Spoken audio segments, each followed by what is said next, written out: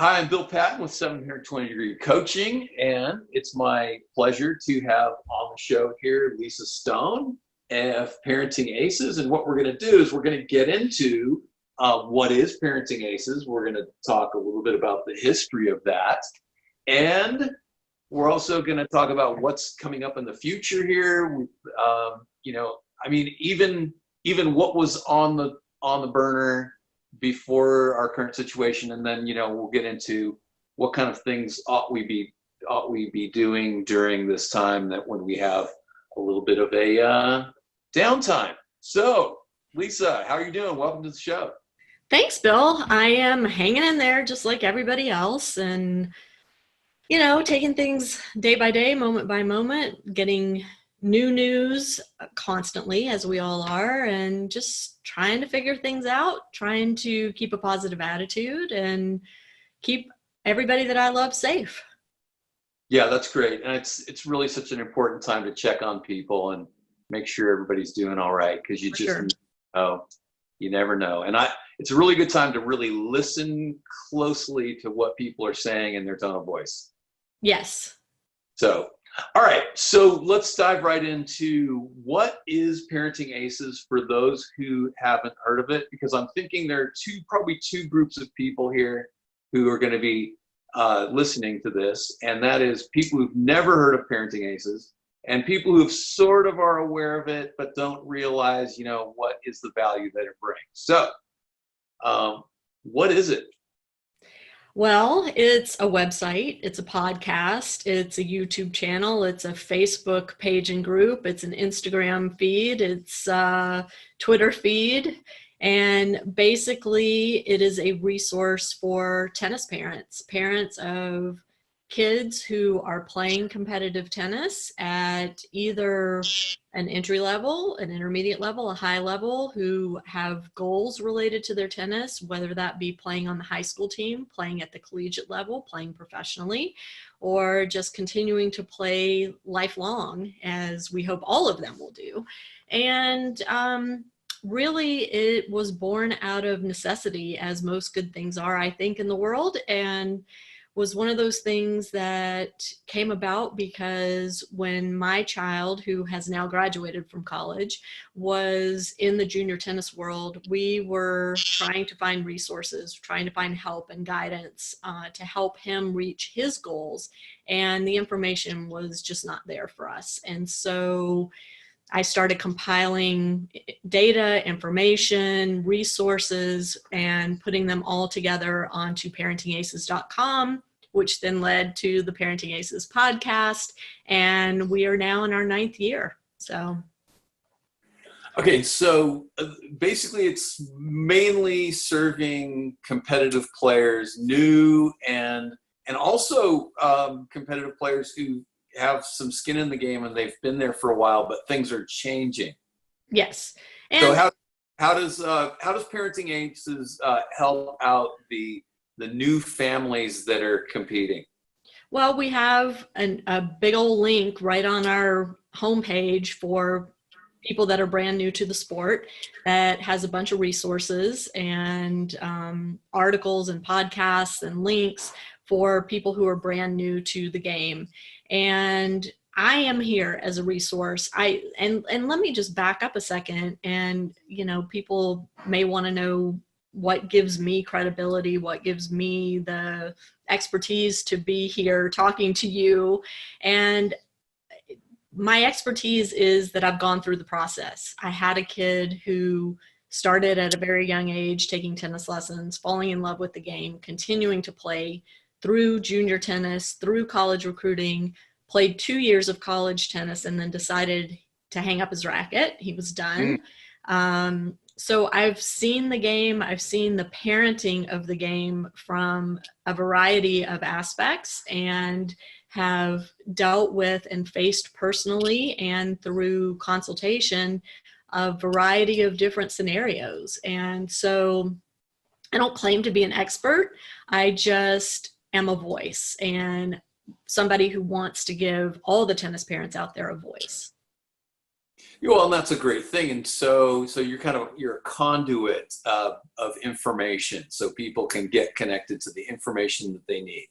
That's basically it. And it's interesting. My role has changed over the years. When my son graduated from high school, I wasn't sure what was going to happen with Parenting Aces. Maybe I was done. And then it turned out, oops, no, I'm not done. And he went through some challenges in college. And so that gave me a lot of stuff to write about and talk about on my podcast. And when he hung up his racket, I thought, okay, now I'm done. And oops, no, I'm not. I'm still here. And what's happened is my role has kind of evolved over these 9 years. And now I am being invited to sit at the table in discussions that are happening at an industry-wide level. So I feel very fortunate. Congratulations for that, because I mean, I've known you for a while now. I don't know what year we actually became acquainted, but pretty early in the process, I think. Really? So no, it's exciting for me to see that you've developed a platform where now they have to take credence. They understand that, I mean, you're like another person who's like the Howard Stern of tennis, where I hope I'm not that raunchy. Well, not in personality, but in the fact that you've created a platform, and now people realize that you represent a pretty large swath of tennis interest, right? So, it's in their interest to engage you because you represent so many people, and so kudos for that. That's pretty awesome. So now, what more do we need to know about what Parenting Aces does, or where's your next move? What's Parenting Aces becoming? I mean, that's kind of a question that I can't really answer because I don't really know. We are in the midst of a lot of unknowns right now. Tennis as an industry, as a game, as a sport, as a form of recreation is basically shut down. And so for the foreseeable future, my role is to continue to provide information and resources. And let me just say that we do have a COVID-19 resources page on our site, front and center right now, where I am trying to, continually update it with the latest information that comes out. And for me, my message is stay home. I know we all want to be out there playing tennis, but this is not the time. And the latest information that I have is from an ESPN article that was published day before yesterday, I believe, where the director of critical event preparedness and response at Johns Hopkins Medicine was asked, is it safe to play tennis? And her answer was an unequivocal no. And she goes on to explain why she says no. But all I needed to read was the no. And so this is not a time to be playing. It's a time to be studying and working on things at home. And so one of the things I'm trying to do now is provide those tennis at home resources for people. Excellent. And I'm doing the same. So, I'm doing a lot of interviews. In fact, if you're watching this and you'd like to be interviewed, I would love to have anybody on who has something to share, or even if they just want to promote their program. I mean, we can do a profile of you, the coach, or you, the player. And, maybe this is something you put, if you're a player, you put it in your college portfolio. And if if you have a vision of being a pro someday, you can work on your PR skills, early on. So, so that's really an awesome thing. Now, Bill, can I interrupt you 1 second? Because I want to make it very clear that I am a huge supporter of the tennis coaches out there. And I understand that this is a huge challenge for them, especially the ones that are relying 100% on teaching as an income stream. And this is how they support themselves and their families. And I did publish an article earlier this week that I wrote about how we can continue to support our coaches. And I feel like that may be one of the most important pieces I've written in a long time. And I hope that people will read it and heed it. If you are in a financial position to continue to support your child's coach, your family's coach from a financial standpoint, and if that coach is continuing to give you a reason to support them, they're providing some value to your family, then please, by all means, do that. And let's keep our coaches afloat so that when we get on the other side of this COVID-19 madness, those coaches are there for us and there for our families. Well, and I want to piggyback on that too. So I'm going to assume that a lot of tennis parents are also members at clubs, and a percentage of those are members of member-owned clubs, so they have some say-so about how all this goes. One thing I would really push for is, hey, let's fully employ tennis coaches. I mean, let's give fully benefited positions to tennis. I think that's a great idea. It's not viable for everybody. Well, okay, but where it is viable, I mean, sometimes it's just because it's more profitable not because they can't afford it. So, I want to kind of put the challenge out there that wherever it is possible, to, really look at that, because I don't know how many times I've heard stories of veteran coaches who are now in their 60s or 70s, and they have some kind of health crisis and they don't have insurance. And then then they have to do a GoFundMe. And I just think that that's a really sad indictment of the value placed on people who've done so much character molding of thousands of families and kids, and yet they don't have, they can't help themselves. So, well, let me just say, Bill, I published earlier too, the fact that here in the US, our different governing bodies and nonprofits and organizations have joined together to form a tennis task force. And that task force is made up of USTA, the ITA, the Intercollegiate Tennis Association, the two coaching organizations here in the US, and the Tennis Industry Association. And in my opinion, it is the role of that task force to come up with a way to do exactly what you're suggesting and take care of all the tennis professionals out there, whether they are coaches, manufacturers, clubs, academies, whatever, that task force should be looking for ways to help all of those entities stay afloat. Yeah, I mean, and while you were speaking, I mean, you spurred me on here, because I think there are a lot of creative ways that can also make a way forward. Is that I think many tennis families are also very well-to-do business owners and whatnot. I mean, maybe you could hire a tennis pro to do part-time work for you at your business. Maybe there's a way to get creative with the employment of people to make it possible for them to have, a variety of different tasks that they do. I'm getting a comment here on Facebook Live that I think that I'm going to read here, and we'll see what we can do with that. Kevin Knock. I don't know how to say that name. Hey, Kevin. So, I know Kevin. Kevin, did I say his name right? You know what? I think so. Knock. Okay. I agree about being fully employed, but the reality is it's not going to happen unless club owners get a lot of financial help from other sources. So this is an interesting thing too, because I don't know, in my observation and having worked at various clubs, is that I think clubs sometimes lose their way, and they, instead of realizing that they need to build up their membership and make the bulk of their money from their dues, they start to steal the golden egg from the goose by trying to take money from programs.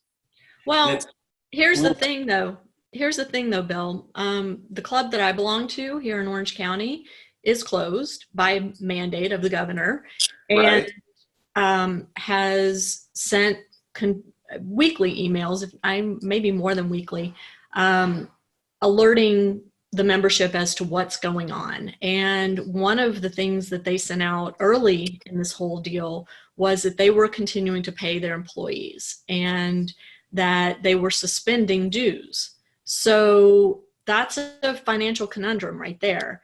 Yes. They, in that same email, gave members the option of continuing to pay their dues during this time of closure. And this is one of those things I'm talking about. So if you have the financial means to continue paying your dues, even though you're not receiving any direct service right now, do it. I mean, Yeah. you know, for me, I'm very lucky that I can continue to pay my dues, and, you know, it's not going to rock my world too terribly. What would rock my world terribly is to come out on the other side of this and have my club be out of business. That would make me really sad. Yes, and I think that's a great point that you make, and we know that there will also be those people who are both incredibly wealthy and incredibly generous, who donate anonymously, and bless those people. I mean, that's really an amazing thing. You know, my family, we joined a little swim and tennis club near our house, and then there was an earthquake and the pool was ruined, which wiped out a whole summer. And so not only did we pay our dues for no pool, but then we had a capitals project addendum. And so, we could have just said, "No, forget it," and been gone. But we went and paid it, and we went, all right, well, so now instead of having a 50-year-old pool, we're going to have a brand new pool. Right. So I mean, part of it is, instead of having sort of a victim consumer mindset, shifting towards an owner investment mindset, so that we can be investing in the things that we love. Well, here's the thing. We are in a time where we can't afford to be self-centered and selfish and id-driven. We have to be other-focused right now, because everything we do as individuals has an impact that ripples far and wide and quickly outside of our own little sphere of influence, right?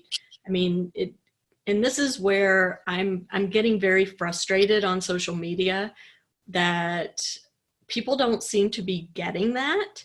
Bill, it looks like you muted yourself, so I'm just letting you know that, so you can unmute when you need to. Okay. But I am really bothered by the people who aren't understanding that every single thing we do right now impacts our world, not just our household, not just our neighborhood, not just our city or town, but our entire planet is being impacted right now. And this is just not a time to be self-centered and selfish in our actions. And people are on my case about, saying you shouldn't be playing tennis. It's not me saying it. It's me sharing the message coming from the science and medical community. They're the ones saying it. And if you're not heeding that call because your local leadership hasn't imposed a stay home order or hasn't ordered tennis facilities shut down, then I just don't have a response anymore to that. I have a response. You should shift to spec tennis, so get some spec tennis paddles and draw a court on your street and play in the street with your family that you're quarantined with, but don't have any contact with other people. So I've actually, my spec paddles are on the way. But now let's shift it towards what can we do to do exactly what you're saying. So this unselfishness. And then, I want to back up for a second. I want to back up to the task force. Yeah. And then we'll move forward into other action items. So have you gotten any wind of action items that are being discussed or are in play as of now? Well, the first thing the task force did was to issue 100% refund of tournament entry fees to players who had signed up to play the national events that were canceled this spring. So initially, people were told they were only getting 50% of their fees refunded. but the task force came together and changed that to 100%, which I was very happy to see. It's the right thing to do. Beyond that, I'm not on the task force. I'm not privy to the discussions that are happening. I will tell you, I have asked and asked and asked for them to issue a statement that says don't play tennis right now. But other than a canned email reply from Martin Blackman, who is the head of player development, who said he would pass on my concerns to the leadership. And let me just say, I consider Martin to be one of the members of that leadership group as head of player development. I'm very disappointed in that task force that they haven't had the guts to come out and say it. The Western Australia Tennis Federation issued a very clear statement saying, do not play tennis now. It's off the table. And I am just at a loss to understand why other federations and industry groups are not following suit. Yeah. Well, and I have a comment coming in from Daryl Cummings, and I'm going to get to that in a second. And so you know what, Lisa, you are the tennis leadership. And I'm going to say this, it might sound stupid or whatever, but I am the tennis leadership. And everybody who's doing these kinds of things are the tennis leadership. So I'm not waiting for the acronyms to show the leadership, because that's good. It will be a long wait. And I will challenge anybody. I mean, if there's somebody here who works for one of the acronym organizations, show your face. Get out there, put something out there, engage with people, show some guts, go live and have a live discussion with people, because that engagement is critical right now. And while you're not doing that, then the rest of us who will show some leadership are emerging. So, I mean, the brand, well, let me make one final point here. Those brands are suffering from a lack of face time right now. Yeah. And I want to just say, there is a very big difference between low risk and no risk. And right now, our world demands no risk. So those who keep telling me, well, I'm, only using balls that are brand new and only one person's touching the balls and, I'm washing my hands, that is considered low risk. It is not considered no risk. The only no risk is no tennis, period. So just stop, stay home, do what you need to do. If not for yourself, do it for the people that live in your home with you. And if you're not doing it for them, then do it for the world. And until you have somebody that's been impacted directly with this, which I will tell you I have, you don't get it. You don't understand how devastating this is. I have to, yeah. Loud and clear. I think we got you. Yeah. All right. So, no, and I appreciate that. I appreciate that because, sometimes people like to go, well, I appreciate your passion, but no, this is that kind of level of emotion is important and appropriate at this time. So I'm going to read this comment from Daryl Cummings. Hey there, Bill. I'm a former college coach and UTR founder. In addition to owner of a small club, 2 indoor and 3 outdoor clay courts. Our director's full-time with health benefits. We had to progress from just being a tennis pro standing next to a basket to a person associated with recurring revenue like membership and arranging matches. Tennis pros have to be more than just ball throwers with personality. Thanks for what you're doing. So you want to respond to that, or should we just take that as a next comment? No, I mean, he's exactly right. And it's exactly what I wrote in my article about supporting our coaches, that this is a 2-pronged deal here. not only do we, the parents and the families and the consumers of the sport, need to help our coaches survive, but the other side of that is the coaches have got to give us a reason to continue to support them. And that means they have to get creative. This is a time to think outside the box. You can't be on a court. You can't be feeding balls. What else can you do to bring value to the people you work with? And there are a lot of options there. And I listed a bunch of those options in my article. So I hope people will take a look at it on parentingaces.com. And I don't mean to keep throwing the website out there, but I've worked really hard to pull information together. And I think it's valuable information. And I think it's information that can help a lot of us.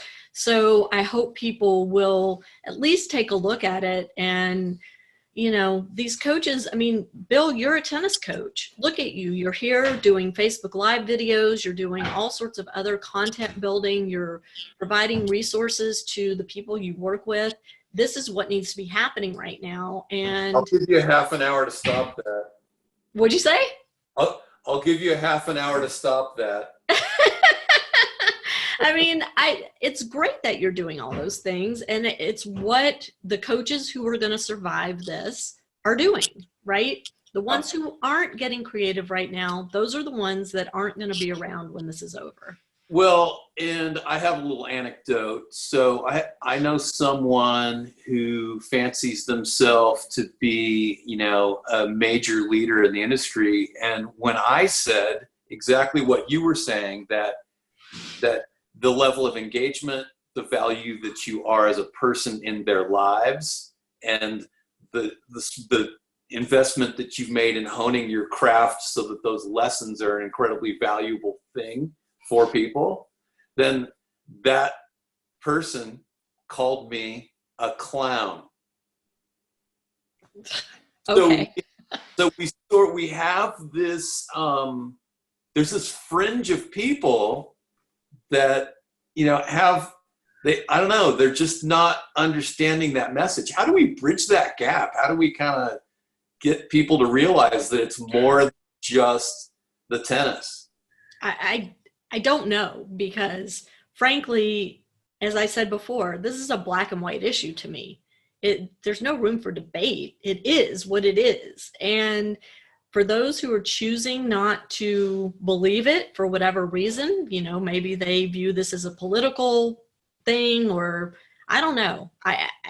But in my mind, this is not a left versus right issue. This is not financially, you know, the poor versus the wealthy. This affects everybody. COVID-19 could give a rat's you know what, how much money you have, where you fall on the political spectrum, who you're voting for, where you live.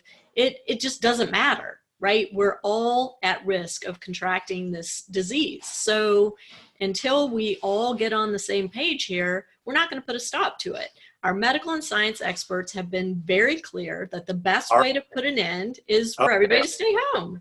I think we're going for round 3 of the well, you asked me, how do we get the message across? I don't know how else to do it than to say it.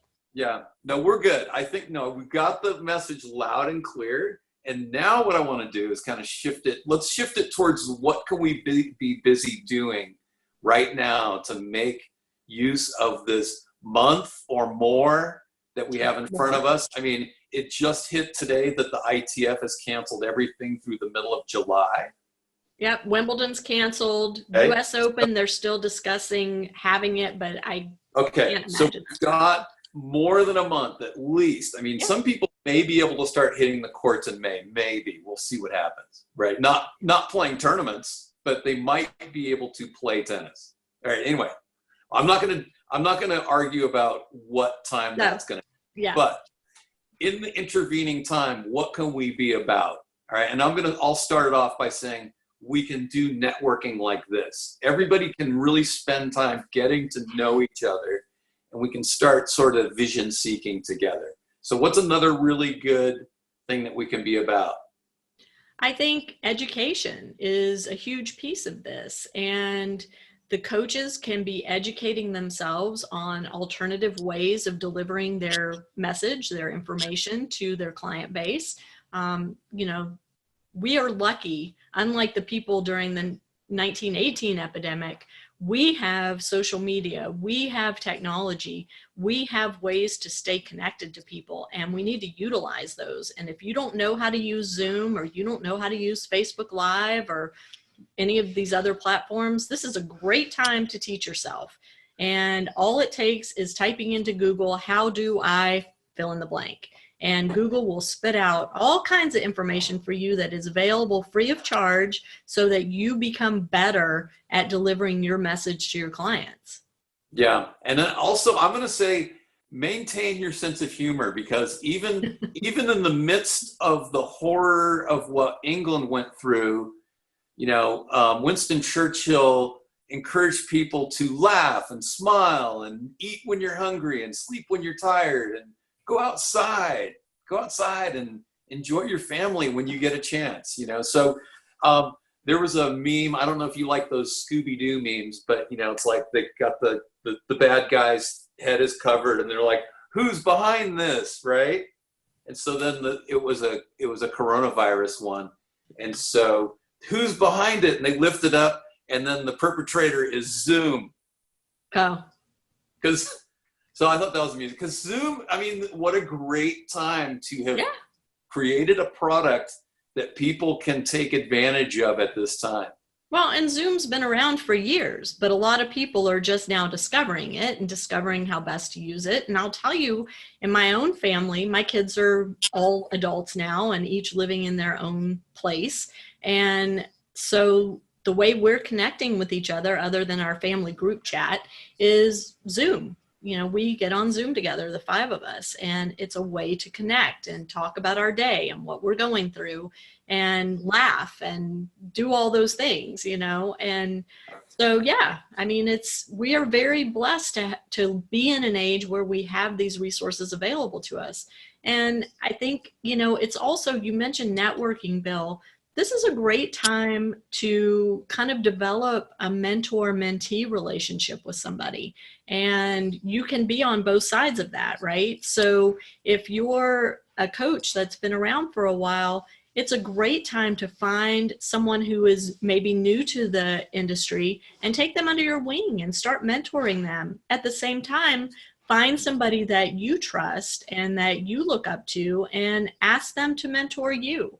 And in that way, everybody can get better, so that, like you said, when we are able to hit the courts again, we're doing it with, you know, a passion and a vengeance almost to make up for lost time. And we're prepared for that. Yeah, one of the awesome ulterior motives that I have for doing this is that I get to talk to you people. So if I invite you for an interview, you have to talk to me. If you say yes. So no, it's been really an amazing thing since, I mean, both of us started on the same platform with the podcasting, right? Yeah. And man, what an amazing privilege to be able to talk to some of the greatest coaches in the world, and then act as a facilitator to people who can have easy access to them. I mean, that's a lot of fun. Yeah, I agree. And I mean, I have met some incredible people over this past 9 years. And, you know, for me now, I go to tournaments. Well, not now, but prior to all this, I was going to tournaments, and I walk in and, you know, I have, I don't know, 50 friends there. You know, even if I come alone, once I'm on site, I am amongst my friends, and that is a really nice feeling. I had a funny thing happen, and it's kind of like a woo-woo moment for me. So I was at Hilton Head at the PTR convention, and I'm walking down a pathway, and all of a sudden somebody goes, "Hey, Bill!" Right? And I'm like, who's so excited to talk to me, right? And it's kind of a funny thing, because I was never really a great player at all, but to have people who are like former, you know, top 10 in the world ATP players, you know, wanting to be my friend, it just makes me feel so good. But it does make you feel good. And that's one of the things that I think is such a cool thing about this sport, is it's a global sport. You know, it touches every country around the world, but yet it still feels like a small family once we're all in the same place together. And the connections are incredible, and they're lifelong. Yes. Okay. So let's dig a little deeper. So we've got networking, education, but now what are some of the subtle things that people might not realize that they can do at this time? What's some of the sneaky stuff? Well, I mean, one of the things that to me seems obvious is for the players who are at home and not able to be on the court, this is a great time to work on their mental skills and adopt, you know, practices of meditation, of deep breathing, of maybe incorporating some yoga, things that can help them really tune inward and develop the skills necessary to self-calm and um, to stay centered and stay in the moment so that when they are able to get it back out on the competition court, that they have those skills ingrained. They've been practicing them while they're off the court and then can bring them into play once they're back out there. So to me, that's kind of one of those, you know, we all say, oh, we don't have enough time for this. We don't have enough time for that. Well, now we all got nothing but time. So no excuses. Yeah. Well, and I would say start with something like that. Start small, start simple, Yeah, start absolutely. 5 minutes. You know, people sometimes ask me, you know, how do you overcome writer's block? And I'd say by writing. Yeah. So, and Even if so it's just your name, right? Sometimes you just have to sit down and start typing your name over and over again until something happens. here's my magic. I write, I have started writing. I type, I have There you started go. writing. So see, it's the starting, right? And Yeah, then write a bunch of really bad stuff. And I do a lot of that. And I there's no think such we all do. no, yeah, there's no such thing as good writing. There's no such thing. There's only good editing, right? And if you start to meditate, I mean, maybe you won't meditate terrifically at first, but with practice, you're going to learn how to do it, right? So, but And we don't. don't have to call it meditating because for some people that's a trigger word, right? But we can call it whatever, taking time to focus inward, taking time to do deep breathing, whatever it is that helps you get centered and calm down. I call it napping. Well, you have So, to stay conscious for it to really be of benefit, I think. I don't know. Anyway, so no, I had a really weird thing happen while I was going down for a nap, and I'm pretty sure I had a little dream, and that dream then led me to make a pretty dramatic decision. And I was absolutely certain that it was what I needed to do. And it actually shocked people. But, you know, sometimes these little things of intuition hit us during those times. Yeah. But we have to be open to them. All right. So what else? What's another thing that we can do? Or are we getting closer to wrapping this up? Well, I think it kind of goes without saying, or maybe it doesn't, that this is also a great opportunity to reconnect with our families, the people that are in our household with us, because we're stuck together for the foreseeable future. And if we are tennis families, oftentimes that means we're not all together all the time if we're traveling to tournaments or we're spending hours a day out at the courts.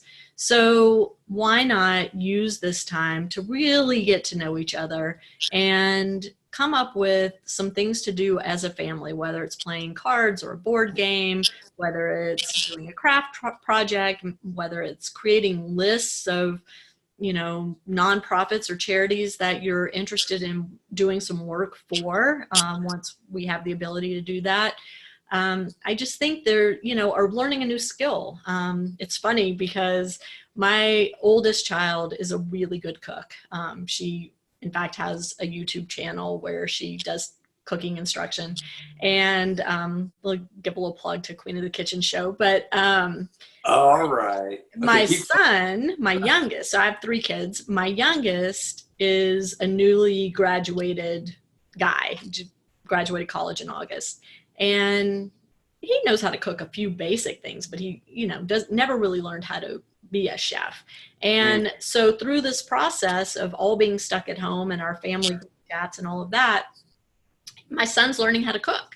and his older sisters are teaching him how, and they're sharing recipes that they're making, and getting on FaceTime with him and walking him step by step through things. So he's emerging on the other side of this. He's going to be this great cook, and I think that's a cool skill to develop. And so I'm really proud of my kids for kind of coming up with that on their own. And I don't think anybody sat down and said, how can we, develop a new skill? It just kind of organically happened, but Right. I love watching it.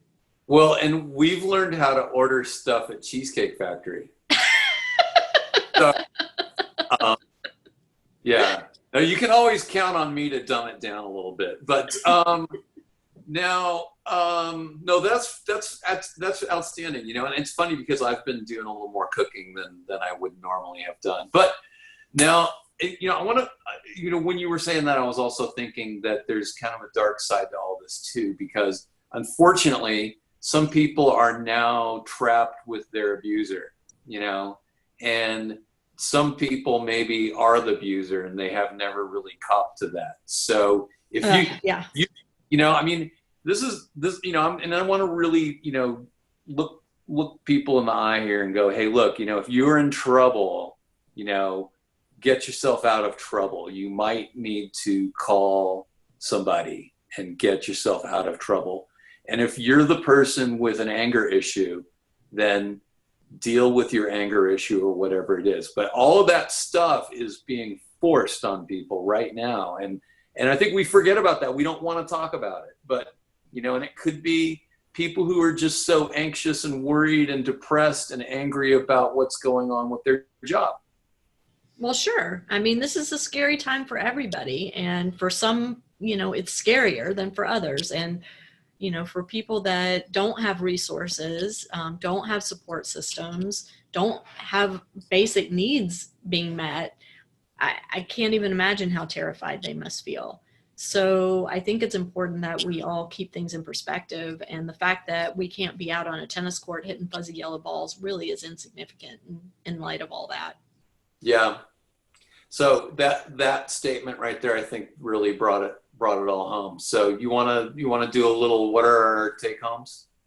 Our take homes are stay safe, stay healthy, stay home, love your loved ones, stay connected, and the tennis will be there when we emerge on the other side of all this. Grow through it, come out stronger on the other side. Absolutely. Yeah. Thank you, Lisa. I was surprised how all this turned out. It wasn't, I had no idea what to expect today. I never know what to expect with you, Bill. It's always a surprise, but always a good one. So I never know what's going to happen in these, and it's kind of fun. It's like it's a journey, and we're on this little path. So anyway, all right, one more time, the website, and then if somebody wants to email you, how do they email you? The website's parentingaces.com. Very simple. All my social media is at Parenting Aces, so also very simple. If they want to get a hold of me, they can email me, and that's also simple, lisa@parentingaces.com. You can call or text me. I am on the West Coast these days, at least through this pandemic, and my phone number is on the website, so feel free to look that up. I don't want to just give it out on Facebook Live, but it is on the website if you want it. And I'm here. I'm here to, listen to you vent. I'm here to answer questions. I'm here to offer guidance to the best of my ability. And I'm here to really just hope and pray that we all emerge from this healthy and safe, and that our loved ones emerge healthy and safe. Lisa, thank you so much for your time and your wisdom. Have a great rest of the day and week. Thanks, you too. All right, bye-bye.